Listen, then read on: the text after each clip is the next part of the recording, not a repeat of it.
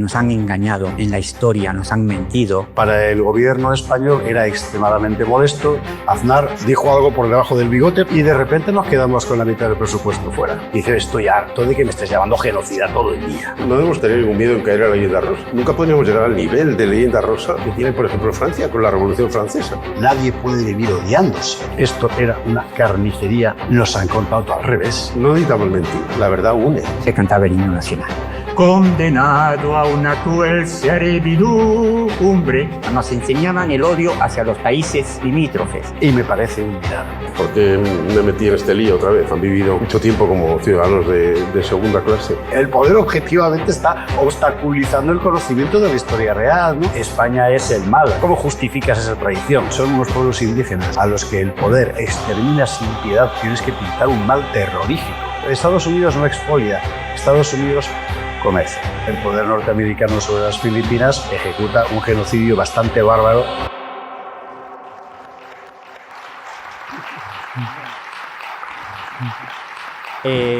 Quisiera empezar primero presentándome muy rápidamente. Soy de la asociación Héroes de Cavite, representando a la directiva de Héroes de Cavite. Esta mesa redonda, este coloquio, se trata sobre la civilización hispánica, que es precisamente lo que hemos estado viendo en la película Hispanoamérica. Yo solo quisiera decir que me emociono cada vez que veo esta película. Y ya la he visto muchas veces. Tenemos aquí a Javier Esparza, periodista, tiene su programa, entre otras cosas que hace, en su programa El Gato al Agua. Ha escrito muchos libros, es un referente. Señor Javier Esparza, bienvenido. Y José Luis López Linares, que es nuestro director. Su segundo documental sobre la hispanidad, pues es el primero, España, la primera globalización, nos demuestra lo que es la hispanidad. Cada vez hay más gente que se está encontrando con que nos han engañado en la historia, nos han mentido. Pero a mí me gustaría saber por parte de Javier y de José Luis que nos cuente, ¿es necesario, por ejemplo, como hacen en los imperios depredadores, imperios anglosajones, francés, etcétera, una leyenda rosa para poder demostrar de que lo nuestro no es lo que nos han contado, o simplemente es contar nuestra historia? Me gustaría que se explayen en ese sentido. Y segundo, ¿qué futuro se puede ver viendo que en pocos años ha crecido muchísimo? Asociaciones, grupos, organizaciones, en función de demostrar de que la civilización hispánica es fuerte y puede ser unidos, podemos ser bastante más fuertes. Trataré de ser breve. Lo primero, mi agradecimiento y comparto el sentimiento maravillado de José Luis con Villanueva de los Infantes, que no conocía. Pecado mío, que acabo de subsanar, porque es un sitio fantástico, la verdad, muy bonito. Así que también habrá que recomendarlo vivamente a partir de ahora. Bueno, aquí hay gente a la que yo no puedo contarle nada que no sepa ya. Aquí hay gente a la que no pueda enseñarle nada que ellos no me enseñarían a mí, ni yo puedo decirles nada que ellos no hayan dicho. Así que lo único que yo querría aportar, y retomando la cuestión que planteaba Miguel, de la leyenda rosa, la leyenda negra, etcétera, es mi experiencia personal que trataré de resumir lo más brevemente posible como gestor cultural dedicado expresamente a la cuestión de España y la hispanidad entre 1991 y 2004 más o menos, que es cuando decidí hacer otra cosa. Es decir, que es cuando decidí pasar al combate, que es la segunda parte.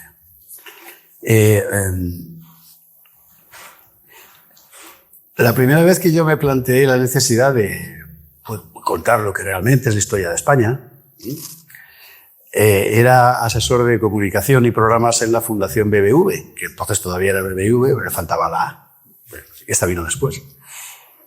Dirigía entonces la Fundación José Ángel Sánchez Jair, una persona de primera, su estudio sobre la banca en la guerra civil es autoridad en la materia. Y él estaba de acuerdo también en que, hablamos años 91 o 92 más o menos, en que la historia de España, incluso desde el punto de vista económico, que era lo que podría ceñirse la Fundación en materia de lo que fueran las Indias, el Galeón de Manila, etcétera, era una historia maravillosa.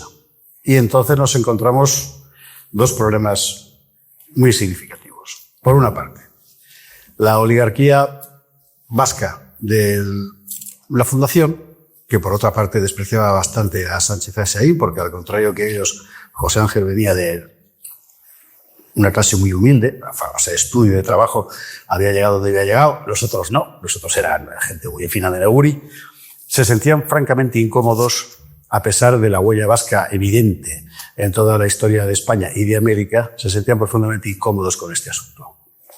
Así que todo eran caras largas. Y en cuanto a los que no eran vascos, se sentían profundamente incómodos con el hecho de que se contara la historia de España porque ellos estaban ya en otro mundo. La élite financiera del país no sentía ninguna vinculación especial con España como pueblo, como identidad, como historia. Eran ciudadanos del mundo, eran gente global. Y aprendí entonces, después de esa experiencia de la Fundación BBV, que una de las razones fundamentales por las que era muy complicado contar a los españoles una historia bonita de España era porque sus élites sociales y económicas no querían. No querían. Después de eso, por estas peripecias de la vida y gracias a la generosidad del senador Luis Fraga, me puse a trabajar como asesor de la Comisión de Asuntos Iberoamericanos del Senado. Entre el año 92, justo al final de la Expo, del 5º centenario del descubrimiento de América, hasta aproximadamente el año 97, cuando empezaron a rodar las cumbres iberoamericanas de jefes de Estado y de Gobierno.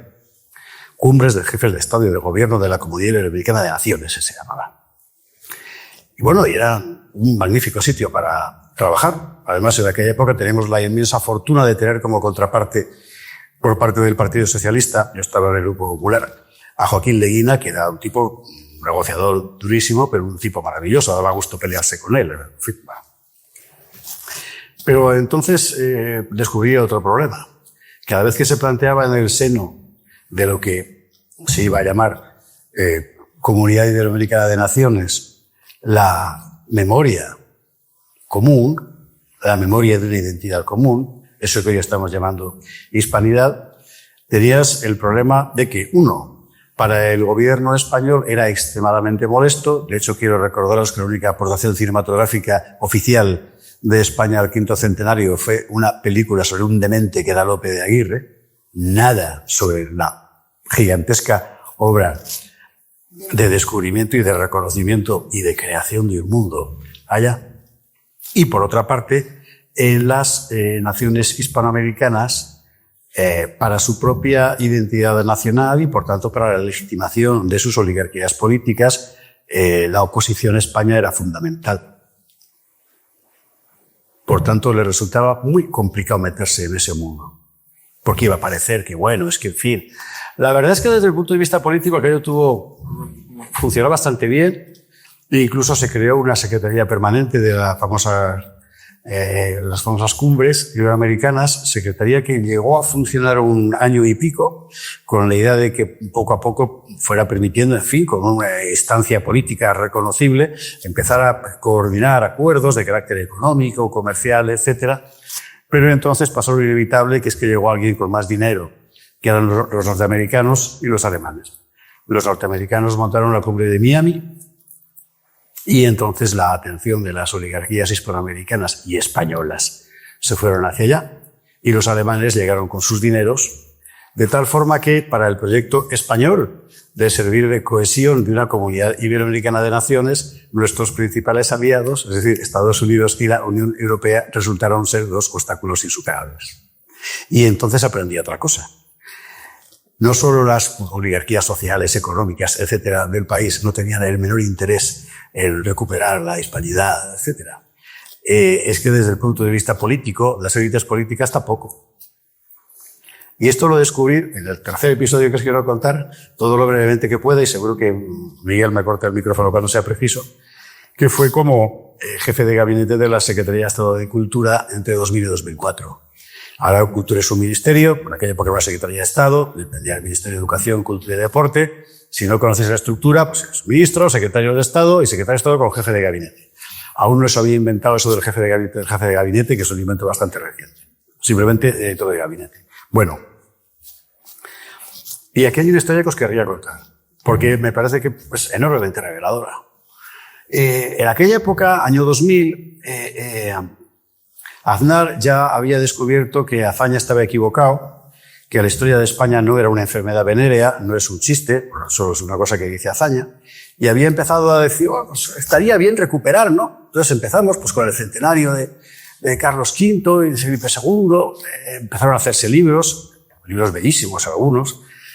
Fue un poco complicado porque en el propio ambiente universitario resultaba molesto implicarse en una reivindicación de los siglos de oro de España, asombrosamente. Así que había que untar bastante a los catedráticos para que se vinieran a firmar. Porque en el mundo universitario también había una resistencia muy notable a abrazar la hispanidad como algo positivo. Pero bueno, con un poco de mano izquierda y tal, entraron. Sí, eran libros maravillosos. Aquí quiero mencionar muy especialmente a un viejo comunista como Teodoro Sacristán, luego director de la Feria del Libro de Madrid, que fue el principal factotum editorial de todo aquello. Y ya en un no va más, apareció un día por el ministerio un benemérito caballero al que nadie conoce, Salvador Pons. Salvador Pons fue uno de los creadores de la 2 de TV. Los más mayores, sois todos muy jóvenes, pero algunos lo recordarán a lo mejor porque se lo hayan contado sus padres, programas como Si las piedras hablaran, Los ríos, toda aquella, cuando la 2 quería ser una televisión pública de carácter cultural. Bueno, y este caballero, que ya no cumplía los 80 porque los había dejado atrás, hace mucho tiempo apareció un día en el ministerio todo elegante, delgadito, con su corbata y su maletín. Tengo una idea. Vamos a hacer una serie documental para TVE, patrocinada por el ministerio, contando toda la historia de España. Bueno, la idea era enormemente audaz, porque resulta que nadie había hecho nunca eso en España. No había. Bueno, Luis Alberto de Cuenca, que era el secretario de Estado de Cultura, le llevó la idea a Aznar. Aznar dijo algo por debajo del bigote, pero seguramente fue que sí, y nos pusimos. Dijo que metería a Fernando García de Cortázar, eximio historiador, como coordinador del proyecto. A todos nos pareció muy bien. Fernando era amigo mío, para descanse, un gran tipo. Y nos pusimos a andar. Faltaba el dinero y entonces Aznar descolgó el teléfono. Y el Aznar del año 2001, cuando descolgaba el teléfono, se ponía todo el mundo. Se puso Martín Villa, que entonces era el jefe de, creo que era Endesa o Enagas, no me acuerdo, una de las dos. Y Blesa, que era el presidente de Caja Madrid. Por supuesto, presidente, nosotros apoyamos el esfuerzo, etcétera. Y se presupuestó una serie fantástica, creo recordar que eran 600 millones de pesetas.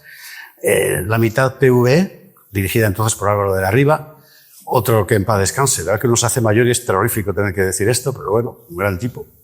Y el resto por estas entidades. Y nos pusimos con los problemas de los grandes divos cuando tienen que hacerse televisión, pero estaba francamente bien. Hasta que hubo unas elecciones autonómicas en el País Vasco en las que el intento de frente constitucionalista de Jaime Mayor y Nicolás Redondo Terreros falló. Y acto seguido, Juan Luis Cebrián escribió un artículo en El País titulado El discurso del método.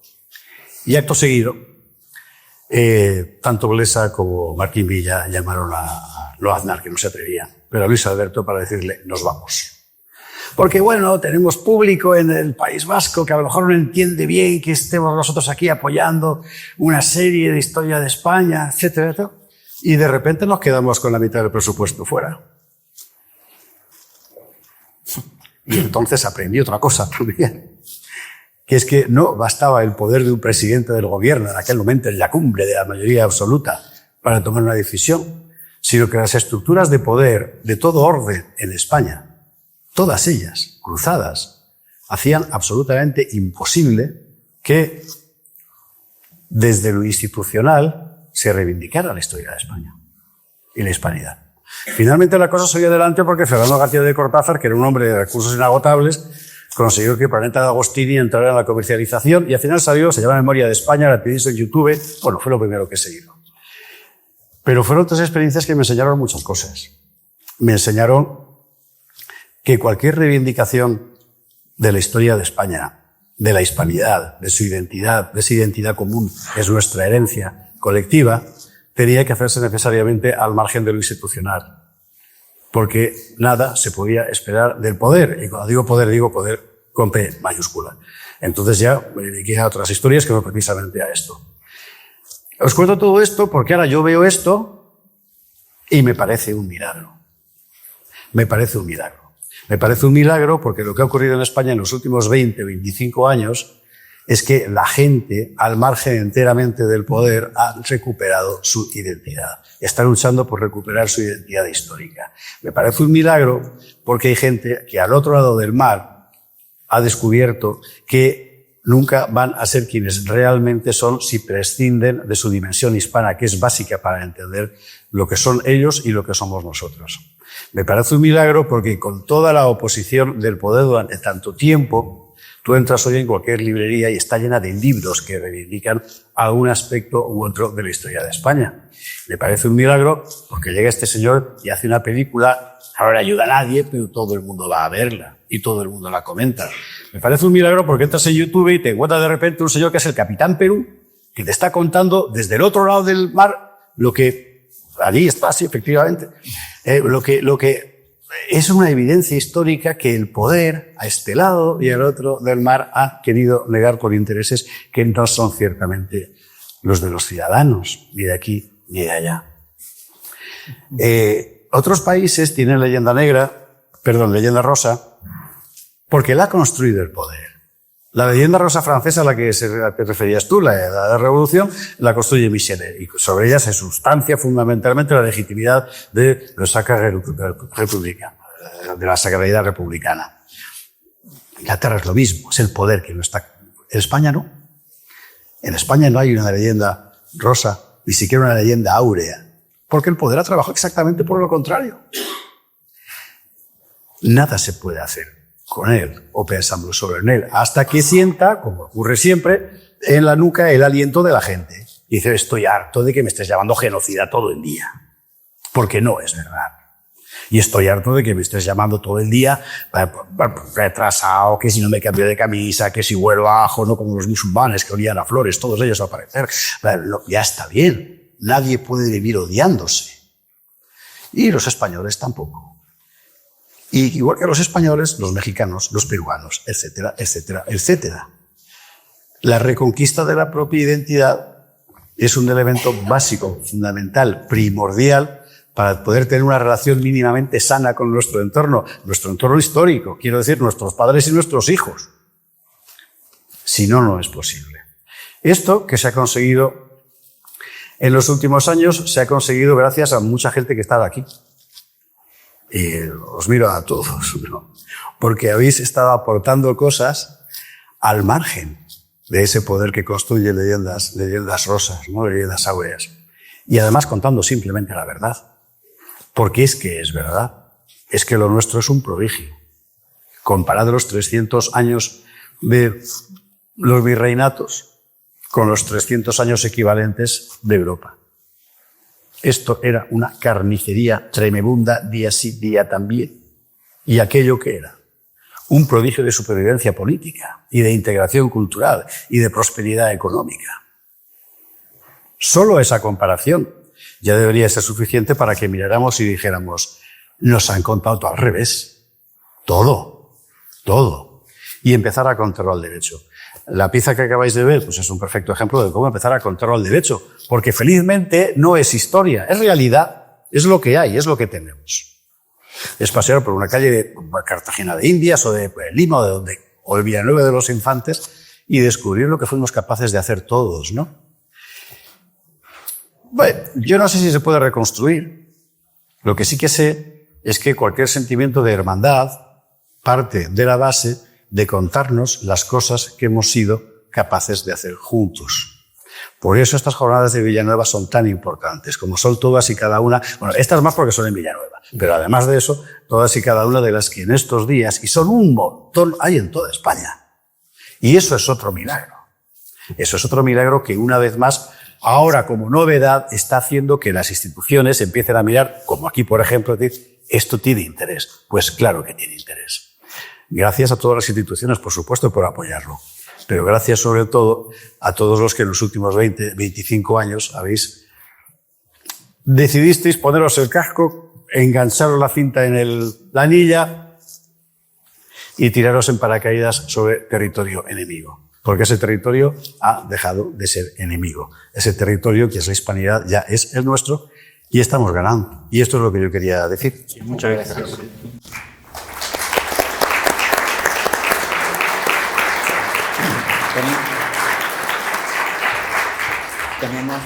Tenemos 28 minutos y vamos a hacer los últimos 15 minutos para que hagan preguntas los que están interesados en cualquier cosa para vosotros. Bueno, muchas gracias. La verdad es que es un honor haber proyectado la película en Villanueva de los Infantes, que es una maravilla es increíble, de verdad. Ya he venido aquí varias veces, hace muchos años, y la primera vez fue una sorpresa mayúscula. O sea, en fin, cómo es este magnífico pueblo, es increíble, ¿no? Yo les recomiendo a todo el mundo que venga, la verdad es que... Y por eso, bueno, estoy muy contento de que se haya pasado hoy aquí la película, gracias a mis amigos de Cavite y a las autoridades de la ciudad y de la provincia. Pues, en fin, yo creo que, primero, la leyenda rosa, la verdad es que no debemos tener ningún miedo en caer a la leyenda rosa, porque dada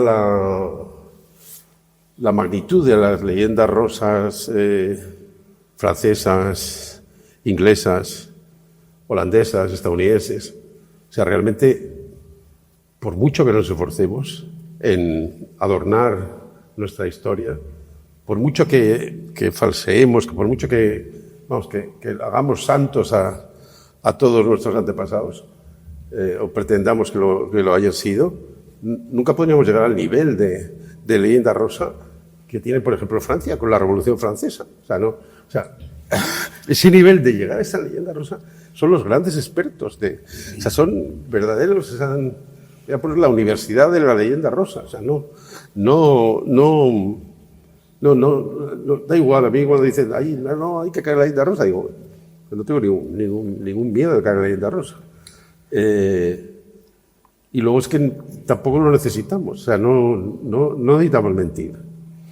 O sea, tenemos que ser capaces de asumir la historia como es, con todo lo que hay, ¿no? Pero lo que hay de extraordinario es enorme. Es enorme, es magnífico, es muy abundante, es muy rico. Y como dice Adelaida, la verdad une. Entonces, ¿para qué vamos a mentir si no nos necesitamos? Las otras potencias, los otros imperios necesitan mentir para sobrevivir. Nosotros simplemente con acercarnos a la verdad tenemos bastante. Eso yo creo que es una ventaja enorme la que tenemos. Yo quisiera, antes de hacer la pregunta, acuñar o insistir en un tema que el señor Mujica, historiador peruano, comenta en la película cuando habla del himno nacional peruano como un ejemplo de cómo... Yo soy peruano, yo a los 19 años me vine a España. Toda mi vida después ya ha sido en España. Entonces, yo estudié en un colegio público en Lima. Por las mañanas llegábamos a las 8 de la mañana, que llegaba un poco más tarde se le cerraba la puerta. Y entonces nos reunían en el patio principal y se hacía lo típico de información, las cosas que tengan que suceder en la jornada. Y a continuación se cantaba el himno nacional. Se canta el himno nacional, la primera estrofa. El himno nacional del Perú tiene 7 estrofas. Es la primera estrofa que no se ha quitado como estaba diciendo Mujica. Lo que pasa es que ya no se canta esa canción, esa estrofa. Se ha añadido una última estrofa en 1980, 80 y tantos, y es la que se canta ahora, y todos los niños, jóvenes, adolescentes es la que canta. Pero yo he aprendido desde siempre la primera estrofa. Y me gustaría cantarla para que vean lo que nos enseñaban desde pequeños. Largo tiempo el peruano oprimido, la ominosa cadena arrastró, condenado a una cruel servidumbre. Largo tiempo, Largo tiempo en silencio gimió, mas apenas el grito, y empieza a hablar ya de San Martín y la liberación.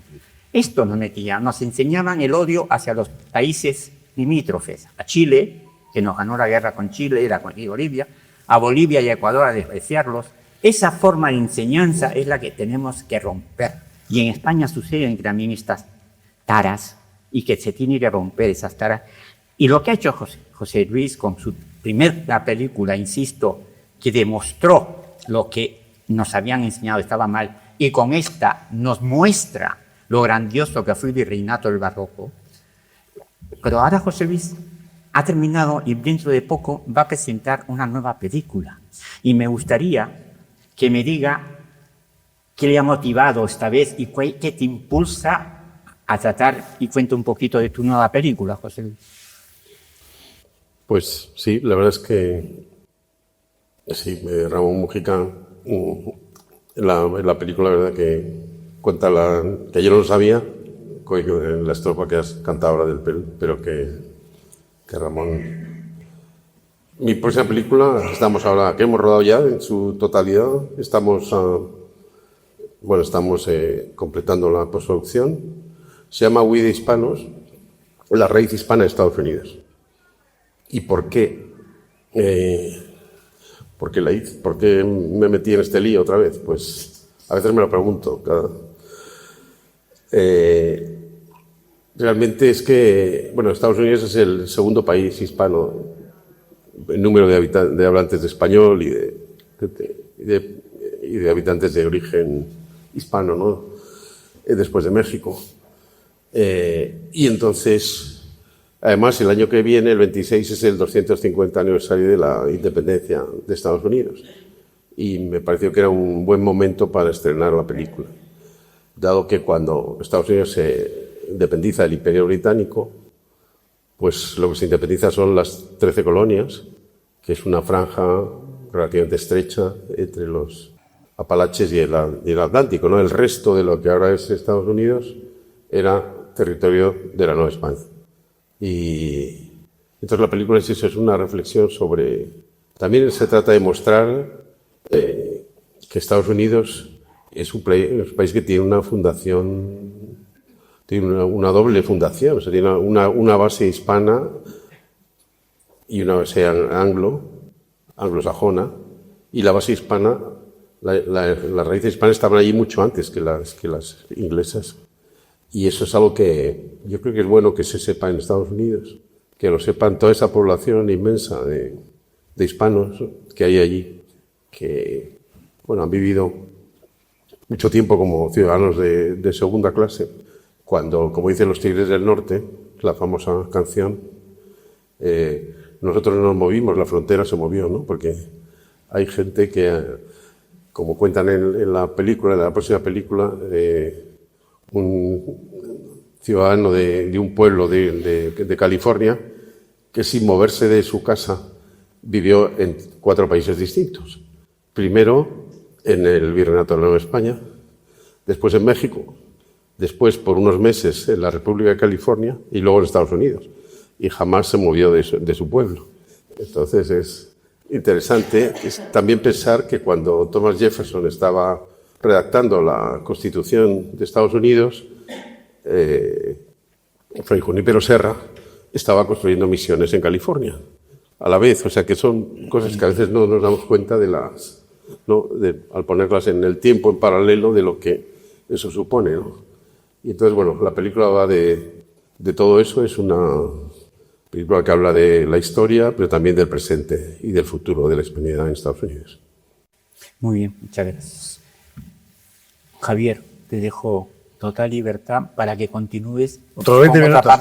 No, 3 minutos y luego pasamos a preguntas.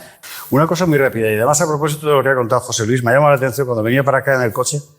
Estaba oyendo un informativo, no diré la cadena por vergüenza torera. Y estaban, no sé si sabéis que en Palma de Mallorca acaba de fondear un portaaviones norteamericano enorme.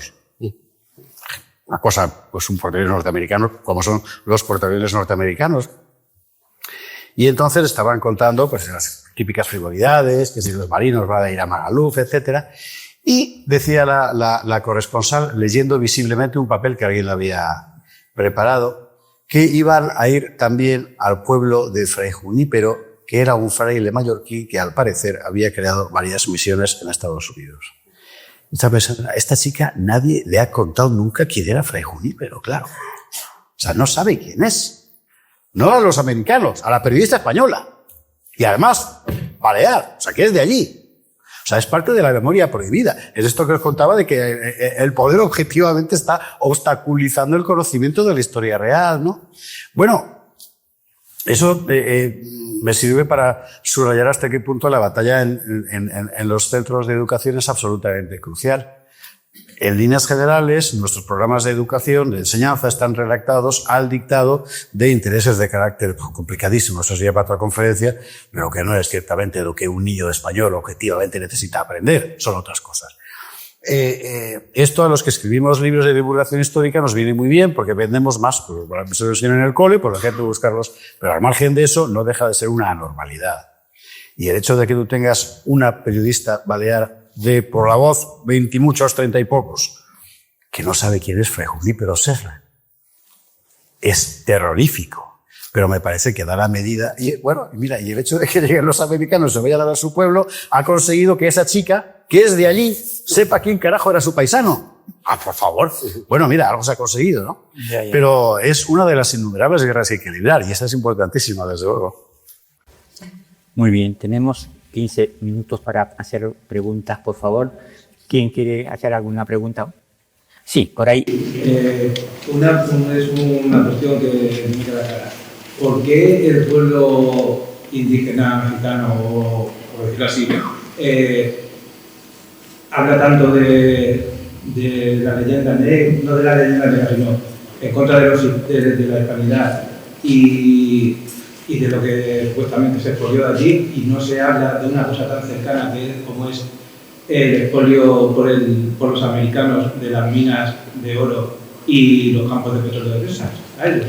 Porque eso y está más cerca en la historia. ¿Quién quiere que conteste? Vosotros. Bueno, es que es una pregunta, no sé. La pregunta es que por qué se le da tanta importancia a la leyenda negra y a un hecho histórico que está más cercano en el tiempo, no le dan tanta importancia. Porque la legitimación de la oligarquía política en todos los países hispanoamericanos desde la independencia es que España es el mal y eso legitima su insurrección. Es lo, perdóname, es lo mismo que en Flandes. O sea, Guillermo de Reims inventa la leyenda negra porque se está rebelando contra su señor natural. Hoy lo vemos con criterios del siglo XX, XXI. Era una insurrección nacional, en la época no. Es un noble que se está rebelando contra su señor. Entonces tiene que justificar. ¿Cómo justificas esa traición? Pintando a ese contra el que te rebelas como el mal absoluto. Y se inventa la leyenda negra, se multiplica la leyenda negra. Y en América, después de las emancipaciones, es exactamente igual. Se inventa una España que no es para justificar unas naciones que no son. ¿El resultado final cuál es? El resultado final son unos pueblos indígenas a los que el poder en México, por ejemplo, extermina sin piedad por hambre en el primer tercio del siglo XX, pero a los que se les ha enseñado que qué grandes eran cuando eran aztecas, cosas por cierto que nunca fueron. Pero es una pura operación política de condicionamiento, de adoctrinamiento. Y en cierto modo, perdóname por la patada, por la coz, pero si no la doy me voy a quedar con ganas, es lo que se está haciendo aquí con los programas de educación secesionistas en ciertas regiones españolas, donde para justificar lo que en la práctica es una traición a la nación de todos, tienes que pintar un mal terrorífico. Nadie publica, todos publican, pero nadie lo multiplica en México o en Perú, que México y Perú siguen siendo desde hace años, todos los años sistemáticamente, los principales productores de oro y de plata del mundo. O sea, nada, no es verdad el expolio, pero da igual. Necesitas un expolio, entre otras cosas, para maquillar el fracaso objetivo de unas oligarquías políticas que no han sido capaces de devolver a sus naciones al nivel de prosperidad comparativa, proporcional, relativa, que tuvieron en 1803 el informe Humboldt-Merlito. ¿Y tan manipulado está el tema para no reivindicar también el expolio por parte de Norteamérica? ¿En México? pobre México, tan lejos de Dios y tan cerca de los Estados Unidos, que dijo el presidente aquel, que no me acuerdo quién era. No, México, Estados Unidos no expolia, Estados Unidos comercia. ¿Por qué? Porque es el más rico que tú. Y por tanto, puedes protestar, pero obedeces, pero es política. Es política, no es historia. Bien. ¿Otra pregunta, por favor? Sí, adelante. Este movimiento que se está dando ahora mismo en España de recuperar nuestra historia, ¿se está dando en los otros países de Latinoamérica? Sí, desde luego, como puedes ver aquí. O sea, realmente aquí hay Por ahí muchos representantes Sí que de América. Y lo que pasa es que este movimiento, que yo no lo llamaría movimiento, porque el movimiento parece que es algo que está organizado, dirigido, que tiene una...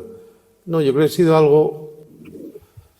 Hablar a lo mejor de una generación que ha nacido de una forma espontánea, sin ayudas de ningún tipo, sino sin la academia, respaldado por la academia en principio, y que ha surgido en Argentina, en México, en el Perú, en Colombia, en Venezuela, y en España, de una forma casi simultánea, y poco a poco, a través del gran territorio común que es Internet, nos hemos ido conociendo, que es lo fascinante de Internet, lo que de forma magnífica hacen los héroes de Cavite, que es algo increíble lo que habéis conseguido, y que es crear unión, crear relaciones entre todos, ¿no? ¿Alguna otra pregunta, por favor? Sí, pues. Sí, venga, ya no hay otra persona, sí. Sí, diga. Que se está dando mucha información, muchas charlas de Hispanoamérica, pero creo que se está dejando de lado Filipinas. Es muy interesante, efectivamente. Bueno, no obstante, en las jornadas de Cartagena yo coincido con filipinos al menos 2 veces. Sí. Hay que tener en cuenta una cosa, que es políticamente incorrecto decirla, pero ocurrió realmente. Después de 1898, el poder norteamericano sobre las Filipinas ejecuta un genocidio bastante bárbaro de filipinos y muy en particular de los filipinos hispanizados. Y a partir de ahí la aculturación de los filipinos sobre la base del poderío estadounidense es brutal, hasta el punto de que Aguinaldo termina arrepentido de haberse privado, de haber cambiado de dueña, ¿no? En fin. Pero es una recuperación que hay que hacer. En Filipinas tienen suficientes problemas internos y es lo suficientemente fragmentado todo, siempre lo ha sido, es un mundo muy complejo, ¿verdad?, como para que exista una corriente identificable, ¿no? Pero sí que es verdad, y hemos coincidido, ya digo, en las jornadas de Cartagena con los de Cavite, al menos un par de ocasiones, con gente más o menos organizada que está en recordar cómo fue aquello, ¿no? Hay que tener en cuenta que el periodo de ocupación, por así llamarlo, español en Filipinas, es complicadísimo. Es decir, en realidad solo una pequeña parte de aquel inmenso archipiélago, esa pequeña parte se hace muy próspera, ciertamente, pero se llena enseguida de toda la gente que vivía alrededor, y muy en particular de chinos. Los únicos que se marchan son los musulmanes, los que ahora se llaman moros, Frente Moro de Liberación, tal que es como se llama todavía allí, ¿no? Y no es comparable en cuanto a organización, densidad, etcétera, a ninguno de los virreinatos americanos, desde mi punto de vista. Bien. Bueno, sí, hay que tener en cuenta que Filipinas fue más de 50 años gobernada por una colonia estadounidense, y luego le dieron la independencia. Y Filipinas, España no dejó, el idioma no llegó nunca a traspasar una gran mayoría, pero sí el catolicismo. Filipinas es la evangelización en Filipinas fue impresionante. Me gustaría añadir una cosita, como has comentado, el tema de que hemos dado charlas nosotros sobre Filipinas y al cerrar la charla ponemos un vídeo de 2 minutos sobre la Jota filipina. Es decir, demuestra que todavía ellos mantienen cosas culturales hispanas. Y basta ir a YouTube y poner Jota filipina, y de verdad es que emociona, porque no son las castañuelas de aquí son otras castañuelas, otro tipo de... Pero el baile es muy parecido y la forma de tocarlo también. Con sus guitarras, con sus... que no son guitarras, tienen otro nombre. Sí, adelante. Bueno, darle la enhorabuena a la organización del evento. Yo soy profesor de instituto, vengo de Baeza, que ha salido Úbeda, con el padre de la veterinaria, enhorabuena. A Javier Esparza también he venido caso hecho a verle. Pero hay una cuestión de fondo gorda que está hablando de esta mañana, que es el asunto del fundamento católico. Esa va a ser la salvación, porque hay todo un planteamiento laicista fuerte en España y en Europa, aunque hay muchas procesiones, donde yo vengo de Baeza, la Semana Santa es extraordinaria, luego los fieles pues no se comprometen tanto, la iglesia está vacía, en fin, cómo ve la mesa este futuro, incluso algunos sacerdotes que dicen cosas, también que le amonestan últimamente, va a ser la historia del catolicismo, ese cristianismo católico, otra vez la fuente de unidad.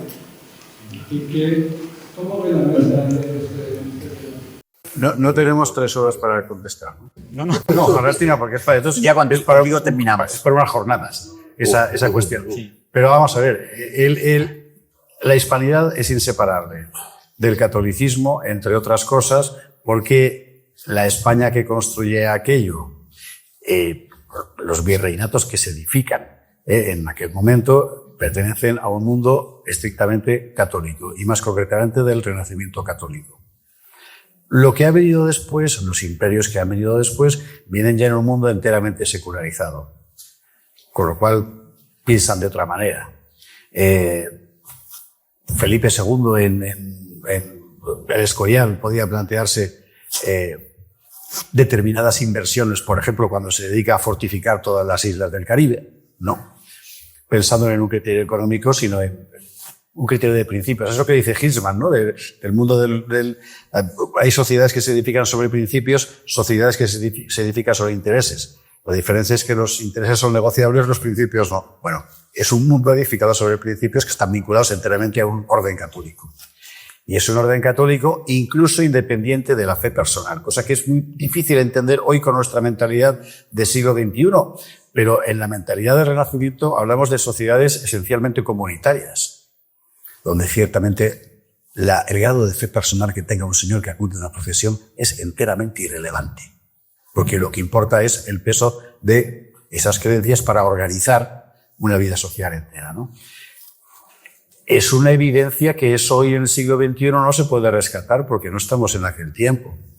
Pero me parece también que es una evidencia que si no somos capaces de pensar lo que fuimos introduciendo este aspecto y conservando, por tanto, lo que queda hoy de aquello, jamás nos podremos entender a nosotros mismos. Y, por otro lado, también me parece una evidencia que es más vivible un mundo edificado sobre principios que sobre intereses. Muy bien. Así por decirlo rápidamente, que también la cuestión es... Bien.